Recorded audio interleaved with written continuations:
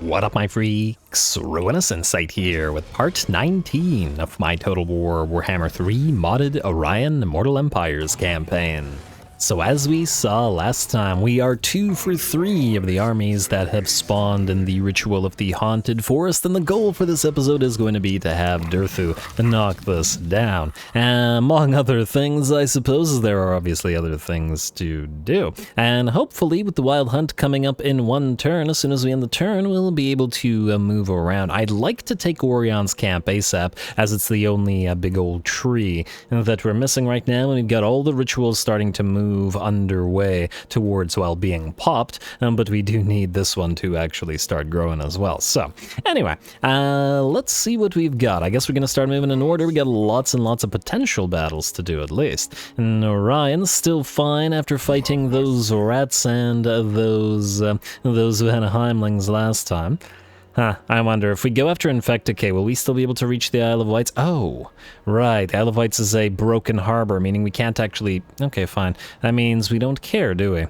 Alright, go destroy Infecticate, and then we'll go back for the Isle of Wights after, and we'll march stance and land over there. Auto-resolve this. Let's hope that the damage is minimal, and indeed it is. For some reason, our Spellsinger got more hurt than anybody else. Well, whatever. We'll heal up. Take a little bit of that mana. Enemy killed in battle. Another Trickster Shard. Actually, very worthwhile. Alright, and... You know what? By the looks of it, it's probably going to be better to land here and hit Conquata directly and then hit the Isle of Wights after. Frankly, we'll probably be better off raising everything here. I know that we can... we can get the landmark at Conquata. I'm just thinking, is it actually worth it? We'd have to essentially keep an army here forever just to try to hold on to it. It provides no garrison. You know what we'll do? We'll take Conquata. I'd like to see if it gives us a special super outpost like Black Crag did. That gives us income from all buildings faction-wide. If it doesn't, we'll just abandon it. Although I guess it also depends on how much money it is worth in terms of raising it. I guess we'll meet in the middle, sack it, occupy it, see what it gives us. I feel like it's not going to be a special outpost because it was added probably much later than the special outpost system was designed, but I guess we'll see. Anyway, that's Orion. Deluric, you're stuck where you are until Elendelling can move next turn. Ara, you're fine. Durthu, I guess it's time, my friend. Let's knock out Dodd and then prepare to move elsewhere. And go for Dodd. And Pyrrhic victory once again. We got plenty of Ogre Bowls, which aren't going to be a significant threat, but the Iron Guts, Ogre Pistols, Mournfangs, Crushers, Giant, Stonehorn, and to a degree at least against the Dryads, the Scrap Launcher, are all going to be threats. Looks like a good time. Durthu, head to it.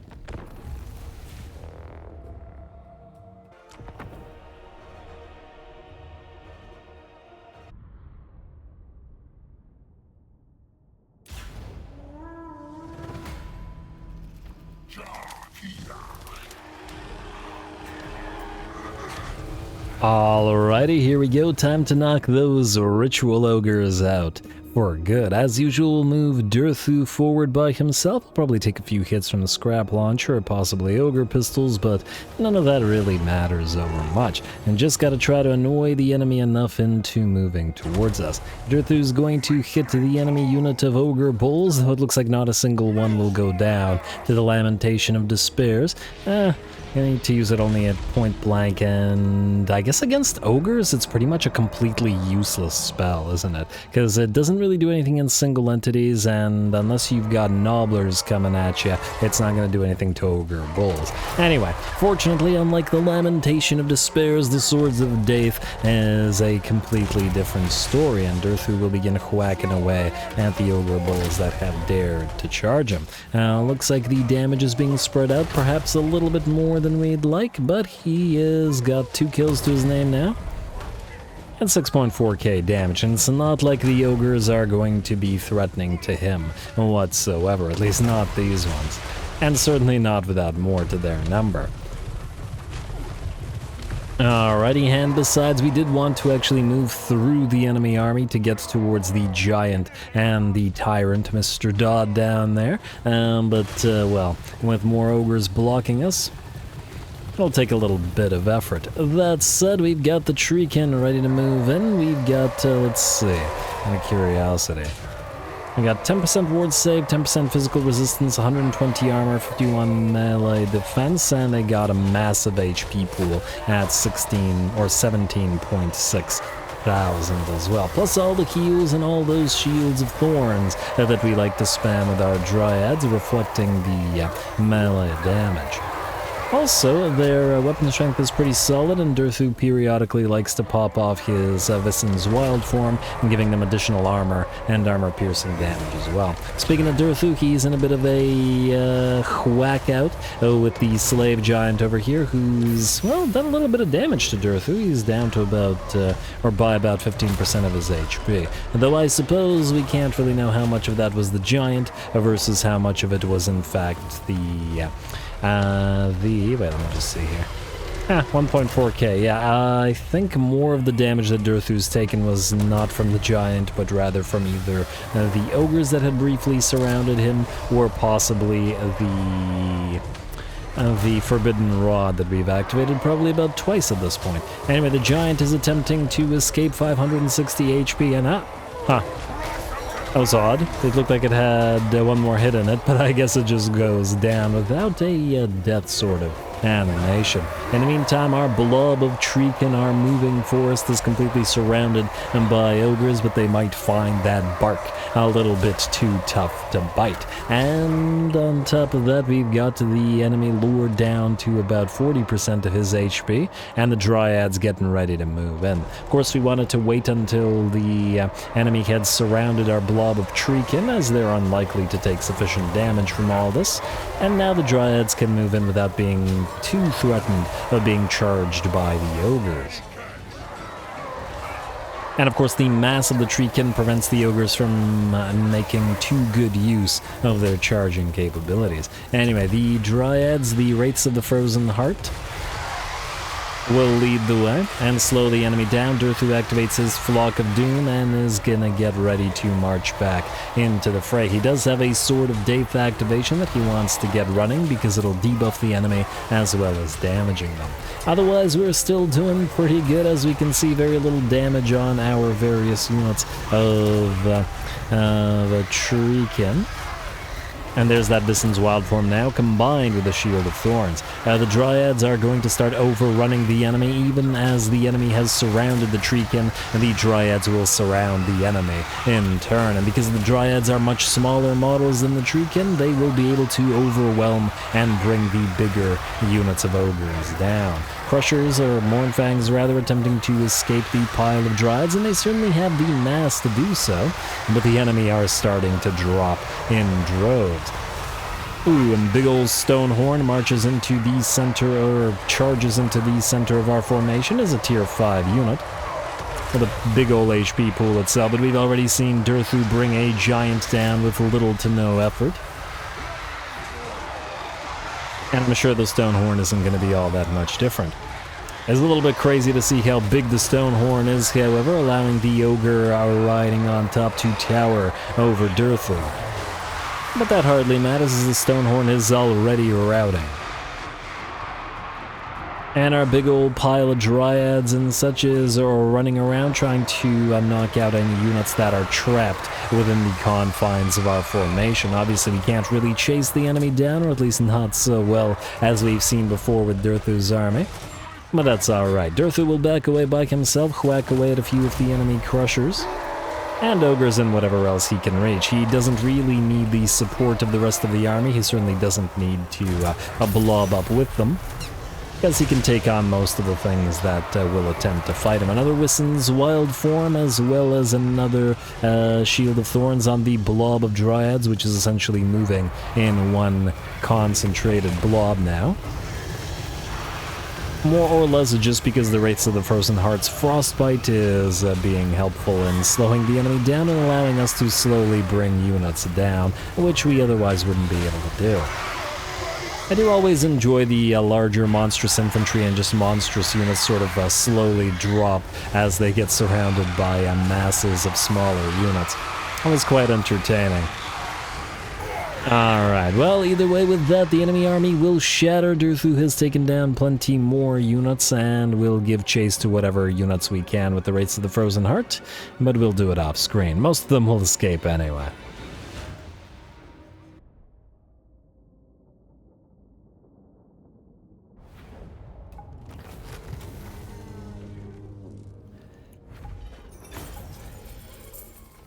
Alright, very nice, Durthu, very nice. Once again, no problem for Durthu himself, who racks up nearly 100,000 damage, vastly, and I mean vastly outdoing the rest of the army. I think he might have done as much, if not more, than the entirety of the rest of the army combined. I would be curious to actually tally up the rest of them, but I'm too lazy to do so. Besides, we have limited time, so release those captives. Gonna need that cash for a number of things. We'll chase the enemy down. Moving Forest may not be super fast at chasing enemies like this, but they're fast enough if the enemies can't run. So, kill Dodd, mission successful. Ooh, wait. What's the likelihood? I was wondering, well, no, I think we can't, we can't take another mission this turn, or we'll have to wait until next turn, so we have to kill Abdad anyway. Anyway, this is Pyrrhic Victory, and I don't like that we're going to fight it, but we're going to fight it at max speed with probably just the Durthu, and the Treekin. Well, I suppose there's only one Durthu, so... Anyway, let's see. Yeah. I mean, even then we didn't take all that much damage on the Dryads, to be fair, though at the same time, also to be fair, the Dryads spent pretty much the entire battle sort of sitting back in the forest, not really needing to fight. Anyway, speaking of Dryads, there's no forest for you to hide in unless you want to all blob up in there, but I'm not going to do that. We'll have Durthu and company. I'll move together. Dryads, you can be group 3, and you can be group 2. And you can all lock yourselves in, start battle. Durthu, head directly towards the enemy. I don't think anything the enemy army has can threaten you in any way. And group 3, let's set you up here with the Wraiths of the Frozen Heart out front. Probably the last battle that they're in Durthu's army, because they'll be moving to Draika's and very shortly. Anyway, speed up to max, Durthu march, and get your Forbidden Rod up and running. Foe Seeker to get you into the fray faster. You guys all move up. Alright, there's that darn Noblar Scrap Launcher. I don't think you can hit Dodd with a spell. It's never worked before, so I doubt it'll work now, at least at killing him. I mean, it'll hit him, but it'll do no damage. Let's pop Flock of Doom on him, just to do a little bit of damage, and then you guys ungroup yourselves and then target the Ogre Bulls, which are in Durthu's way. Dryads, stay back here. I don't want them getting targeted by the Scrap Launcher at max speed. And speaking of max speed, let's, well, max speed it up. And the enemy is closing. Durthu head towards the enemy lord. Let's pop the Shield of Thorns on all of you. Durthu, activate your ability. Let's also pop a Melka... Ow. I was about to say pop a Melkouts on the enemy, but it is not needed. Heal up Durthu a teensy bit. Not that it's needed as well. Debuff the enemy. And... Alright, head towards those Crushers, and we'll move towards the enemy's Stonehorns right after. Durthu, reactivate your Shield of Thorns and your whatever. It's hard to concentrate when it's playing at max speed. You heal up Durthu a little bit. Alright. I mean, we just had the same battle, so I don't think there's any need to watch this one, because it's essentially a much weaker version of the same exact army. Anyway, go for the Noblar Scrap Launcher, activate your Sword of Death. Let's pop a Flock of Doom, rack up that damage a little bit, heal up one of the Dryads again, and re-up the Shield of Thorns. Nope, it's not needed. Wait for the healing potion to run out, so Durthu's at max HP. That's probably not going to be at max HP, but you know. And throw him another heal, would you? And do you have another heal available? 8. Well, not unless we use the Forbidden Rod. I don't think there's any need, and plus I'm not inclined to wait again. There we go. With that, the army is surely destroyed. I mean, they were all at half HP, and they had terrible leadership, and the Lord dropped as well. The leadership, in part, because of the Forest Spirit ancillaries, with the -5, I want to say, per. Is it -2 or -5 per? If it's -5 per, that's insane. Especially if you, like, get, like, 6 heroes and a Lord.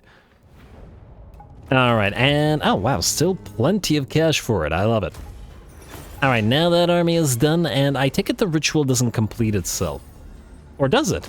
No, it does not. Still gonna have to wait 3 turns. A bit unfortunate, but what can you do? Anyway, all of those missions successful. Ogre Kingdoms destroyed. Not these Ogre Kingdoms, but all good. And Durthu, I would like you to march stance... It doesn't really matter, because you're going to be moving next turn anyway. You know what, go to the Haunted Forest. We'll transfer this stuff to Draika next turn. It's not like you need to, not like you need the Dryads anyway. Oh, and you have construction cost reduction. If only we needed it right now. Anyway, sit where you are. Now that you have racked up a decent chunk of change, what I would also like you to do, or what I'd like us to do, is A, build the guy in Veil. We have the refined Dreaming Bow already, so pop that. And what about these things? What do we need here? We do want another Azrael. No, not another Azrael Forge. Roots of Gyran for that Spellsinger capacity. We obviously want the Temple of Isha up and running, but we can get that when this is complete. Oh! It's only going to take 3 turns because of the -5 reduction due to the blooming buds. Huh. To me, this says we gotta make some really good use of this and build a few more trees if we can manage it. I don't think we need the defenses here. At least I doubt it. Alright, so in that light we will build the Roots of Gyran, and at tier 3 we will be able to go for Tribal Stones, which would mean more Dryad capacity. We can also go for Warhawk Cages, or Crags rather, for additional Hawk Riders. I mean, it's all fine. I mean, for now, I think we just go for Grapevines, and then we'll see afterwards. Although we'll need tier 4 to build more stuff, won't we? But it's not like we would avoid building the Grapevines anyway, so build it for now. Anyway, it looks good to me, and then we'll upgrade as needed. You can then send the refined Dreaming Bow back to the Sisters of Twilight. We're gonna have to be swapping this item around for a long time. I get it, it's only 10% construction cost reduction, but considering how much things cost for the Wood Elves, I feel like it's kind of necessary. Anyway, Sisters of Twilight, head into an camp stance right here. I'd like you to hit Hrothgar's Spire next turn. Not that you have your army ready yet, but, well, eventually you will. And at that point, we'll need you to be closer. Anyway, Deluric, okay, I already checked you. Ara. Well, that's the question with Ara. Okay, you know what, we'll deal with you in a second. Loren, you were supposed to move towards Mr. Chungus Gutrubber. That's a fantastic name. Chungus Gutrubber. Anyway, let's see. Oh, you can't reach them from here. Well, isn't that a shame? Alright, I guess you're heading to Grunty Mingle then. Do we want to do anything with it? Honestly, probably not. Oh, look at all that chaos corruption. Where's this coming from? Buildings events 20. What the heck? Is it because... Oh, it's from the Defiled Bloodgrounds from... Oh, wow, all the way from out here. That's a chaos corruption. We should go burn down the Beastmen. I guess, Loren, that'll be a job for you. For now, let's raise Grunty Mingle. See if it's worth a decent amount of cash, and close victory, low casualties. And this army, well, isn't that a shocker? Auto resolve, a little bit of damage still. And raising is a decent amount of money, stop moving. I'm also gonna suffer attrition here, so I guess we'll have to spend a turn healing. Maybe that'll actually force these guys to attack us, which might be a good thing. So, don't bother going into ambush stance, just sit here. We'll see if they attack you while damaged. I like it. Carnage Incarnate, that's nice. Hawk Companion for a caster, not needed because you don't have range attacks. Good. Who's up next? Datan. Datan. I think it's time for you to finally hit Morghur. We're going to not reinforce with Ara. Look, I'd like to reinforce with Ara, but here's the thing. We don't know what's in Morghur's army, and I'd rather not risk him running away because there's another army. What we could do is we can reinforce with Recruiter Shaw Muscle because it's more Eternal Guard and is, you know, sort of the theme for this particular army. But the more elite units in Ara's army are hopefully not needed. Can we see what's in here now? Guess we're about to find out. Go for Morghur. Should I have leveled you? Perhaps. Apotheosis and... too late. I wonder if that worked or not. I guess you have a basic level of Apotheosis anyway. Anyway, oh! It's mostly Beastmen Warhounds. Morghur, do you think you're Khazrak? Because you're not Khazrak. You're not going to buff those Warhounds nearly as much as he does. You do have 2 high-level Chaos Spawn, which I assume are the Chaos Spawn that he started with, so he's probably never lost his starting army. Meaning, as soon as we kill him, he'll probably be able to recruit much stronger forces at his Herdstone. Or wait. What happens to his herd if, I mean, he's a horde army. Huh. But if he dies, does it... I don't think I've ever lost one of these Horde armies, so I don't know what actually happens to their buildings if he dies. Well, I guess it doesn't matter. And, oh! A little bit of Bretonnian help. Well, that's lovely. Frankly, Morghur is kind of a hassle to deal with, and there's nothing really in this army that will be good at dealing with him, so... A little bit of Bretonnian fodder to throw at the enemy will be nice. Go.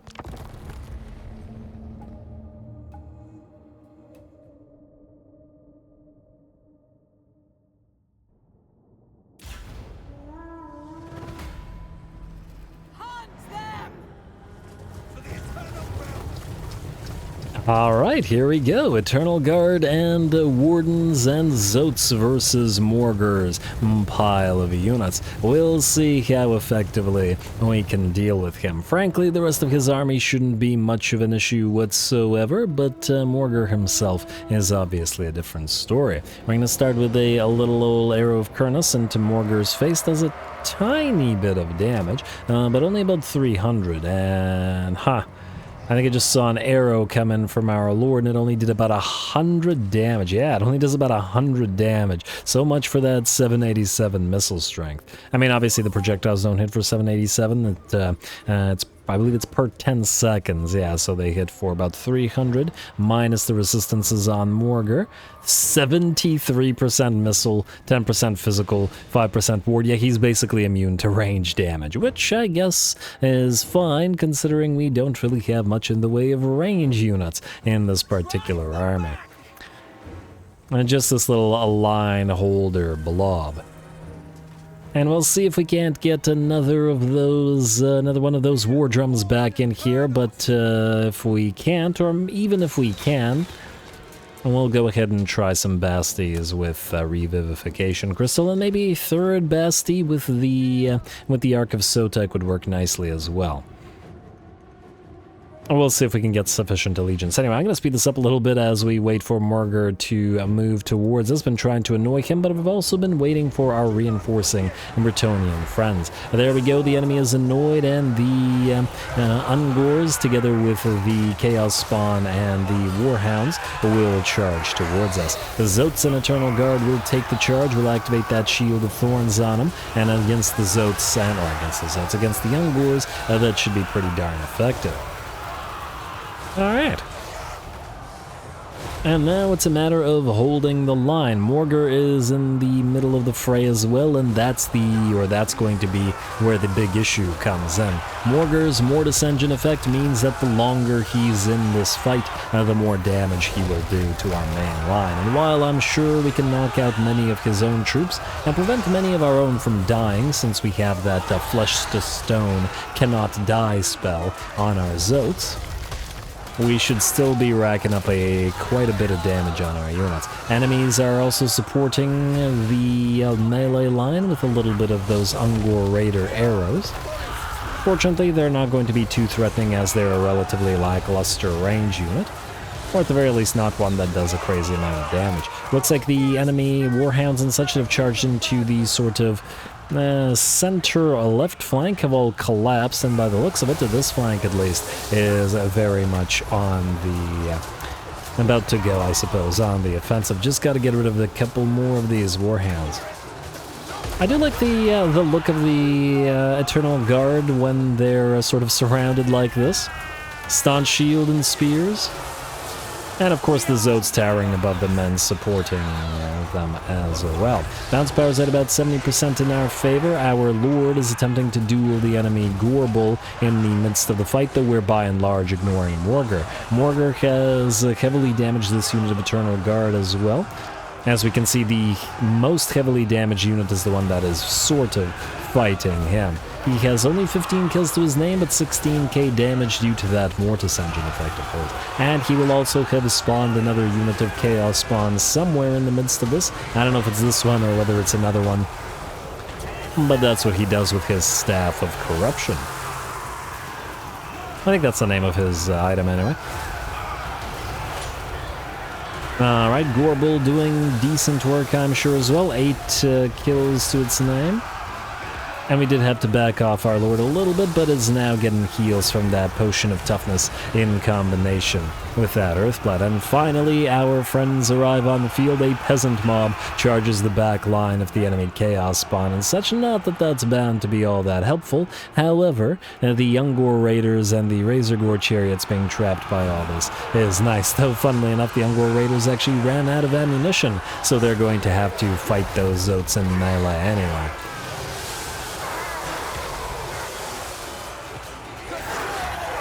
Alright, these Zotes probably just as non-appreciative of the Beastmen trying to invade the woods as the High Elves, or the High Elves, as former High Elves, as the Wood Elves and the Forest Spirits are. There we go, Ungor Raiders are out, the Chariot's still fighting, though I'd wager not for long either. Morghur still very much in the middle of the fight, but once again, we don't have an easy way to bring him down, so we've been ignoring him. The Gorbull is broken and heavily damaged as well, so it looks like our Lord Datan managed to dish out enough damage. 33 kills and 7k damage, most of it on the enemy Gorbull. I'll take it. Well done, Datan.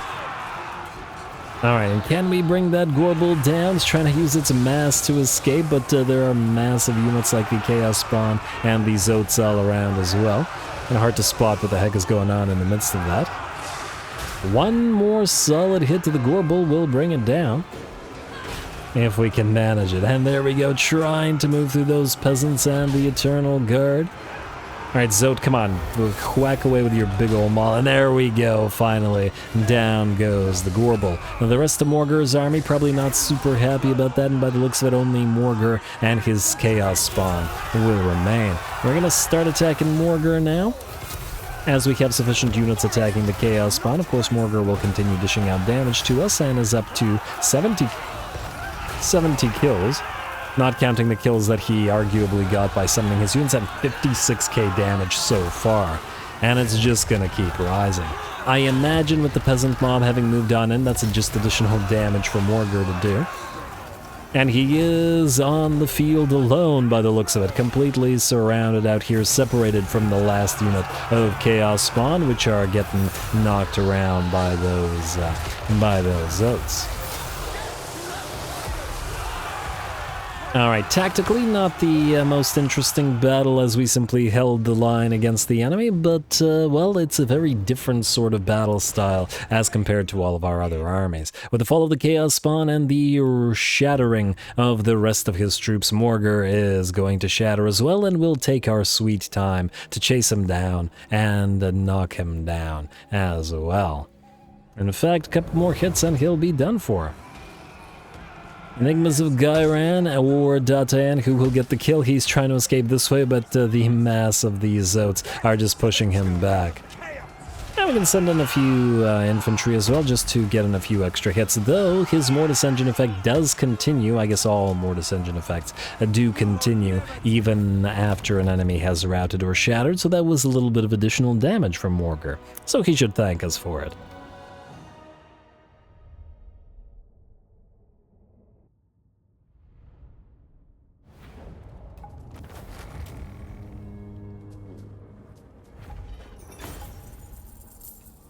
Alright, very nice, very nice. Morghur still manages to rack up 75,000 damage, but it is Morghur. He has a Mortis Engine effect on him, so that is hardly surprising. Plus, Morghur is just generally a pretty darn cool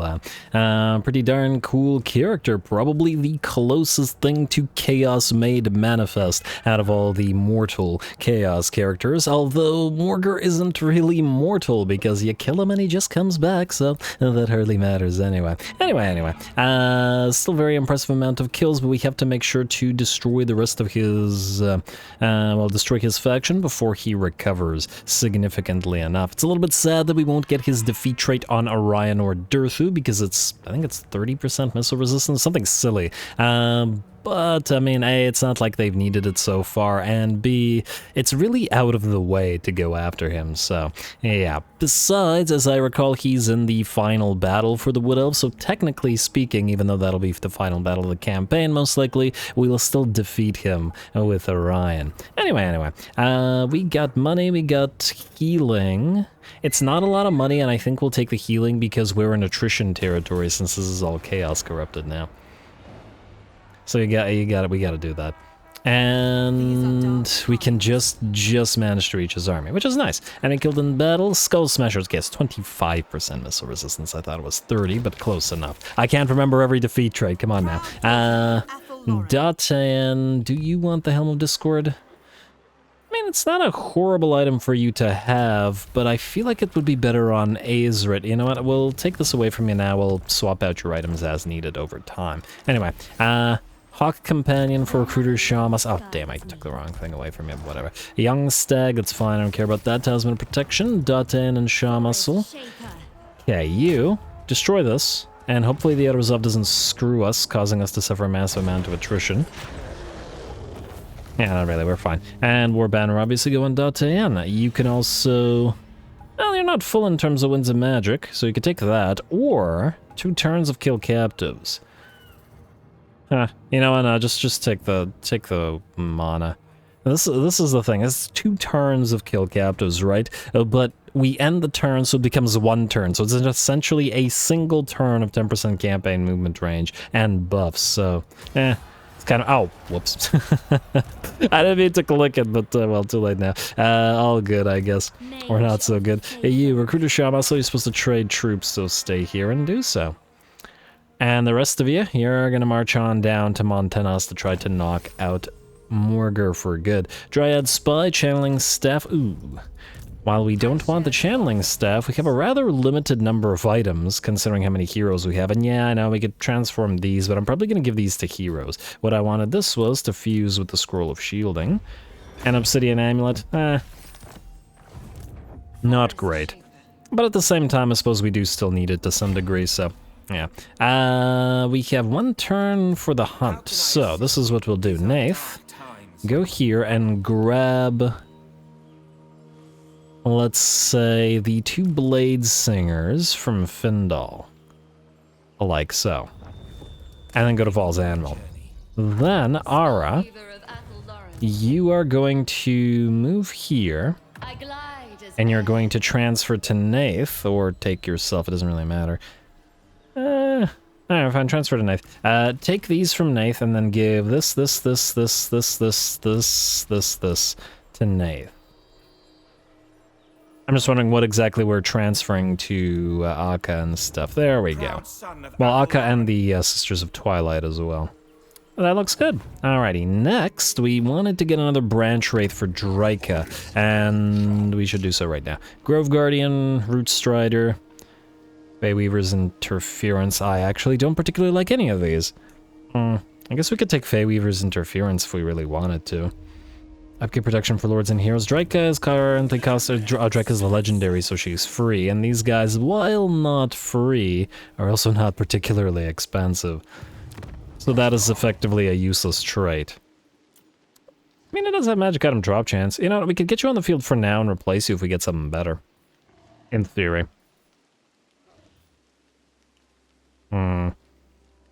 Yeah, fine, do it. I'd rather Dryka not have to wait too long to get into the fight or fights. Anyway, who else do we got to move? Dave, now you have 2 things to do. First of all, I want you to kill off Grizguts so that we don't have to deal with the stupid whatever your name is.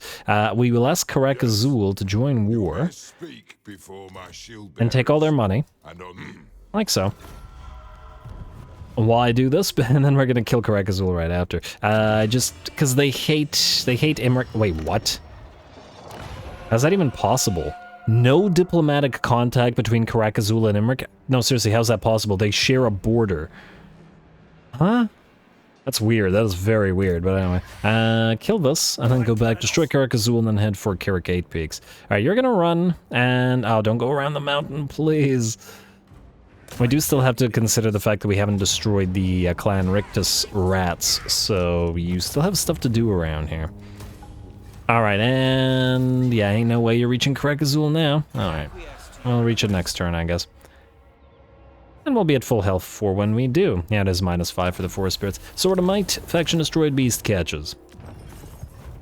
Frankly, it might have been beneficial to keep them at war, but we also didn't want them running around near to this area where we're actually racking up those, that bonus growth from the Heathlands. Deliric, you're fine. Who else needs to move? Akka, who is Akka? The other Akka. Oh, speaking of Akka, since last time we sort of grew his lore a little bit, I don't like the fact that, there's Akka the Wanderer and there is Nakai the Wanderer. I don't like that. Let's be a little bit more original, I guess, just a teensy bit. I already get constantly confused by Azag the Slaughterer and Scrag the Slaughterer, so yeah, let's not do this twice. You're gonna be not Akka the Wanderer, but since his lore is now that he's a wandering forest, Akka the Wandering Wield.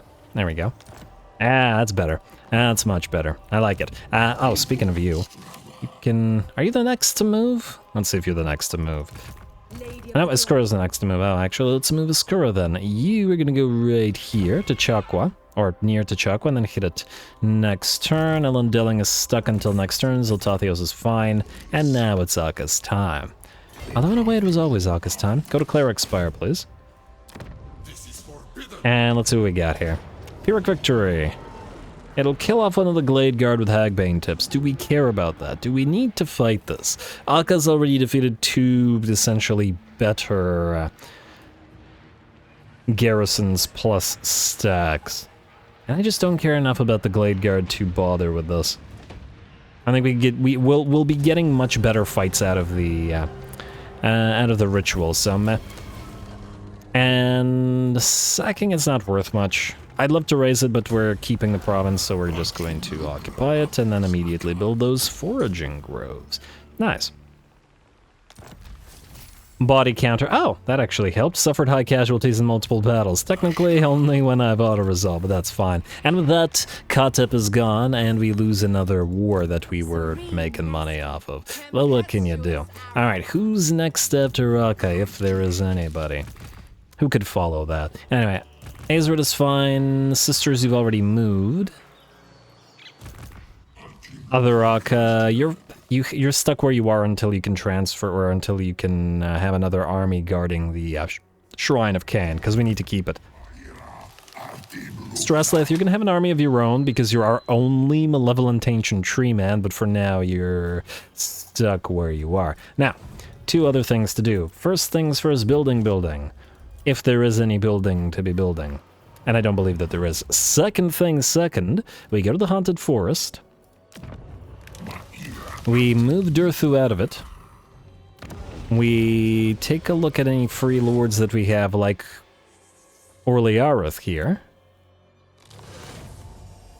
What do you have? Ooh, right, regeneration. Maybe use you. Oh, also, let's take a look at these guys. Anything interesting? Nope, not really. Alright, let's use you, the other Elendilling. Do we need to reset you? Oh, we already have reset you. Cool. And then what we'll have you do is recruit 2 treemen. 3 turns to recruit these guys. It's gonna take a while, but until we can recruit them directly at Waterfall Palace, which is gonna be 7 turns, this is the only place that we can do so at. Assuming... 5 turns and considerably more expensive by global recruitment, despite the 20% cost reduction therein, but that's fine. You're gonna do this then. Go for 2 treemen and 1 great stag knight. And then, of course, once you're done, those will build even more stag knights, because it's time to get them on the field. Lovely. Alright, now we can end the turn. I believe that's the only thing we have time for, unfortunately, so we'll end it, and assuming that nothing interesting happens. There is a bunch of admin to take care of, namely to move essentially a lot of troops around to ferry them to different armies, and I'll do that between the episodes so we don't waste time. Join war against Karand Kar. I would love to, I just don't remember when we pieced out with them, so we're going to have to wait. Or else we become, whatchamacallit. Low... not stability. Low reliability, that's it. It was something lability, but I didn't know what lability it was. Or ability, whatever. Anybody's gonna attack us? No, it doesn't look like anybody will. Settlement receives plague, Shrine of Cain. Like Shrine of Cain should be immune to that. Cain would just burn that out. Anyway, Alan mobilizes towards settlement. Constructor for Durthu. Sure. Hey, the tech thief, or one of the tech thieves, has returned, or the one that died earlier. Alright, go try again. Can you reach this? Watch her immediately, just want to see if it works. And the hunt is back, yes. Hunting Hound, Young Stag, Alban Steed, and... alright, he succeeded. I just wanted to see if she would immediately be critically wounded again, but we certainly needed it, and we'll take off the steed. We will give you...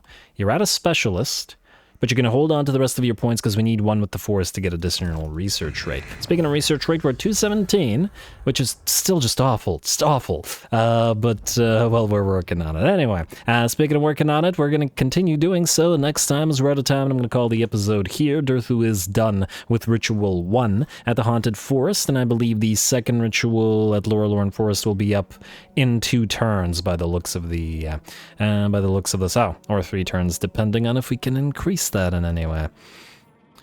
So I guess the question will be, do we send Durthu there? Do we send him to knock out the Poxmakers, or do we send him to grab the Orion's camp?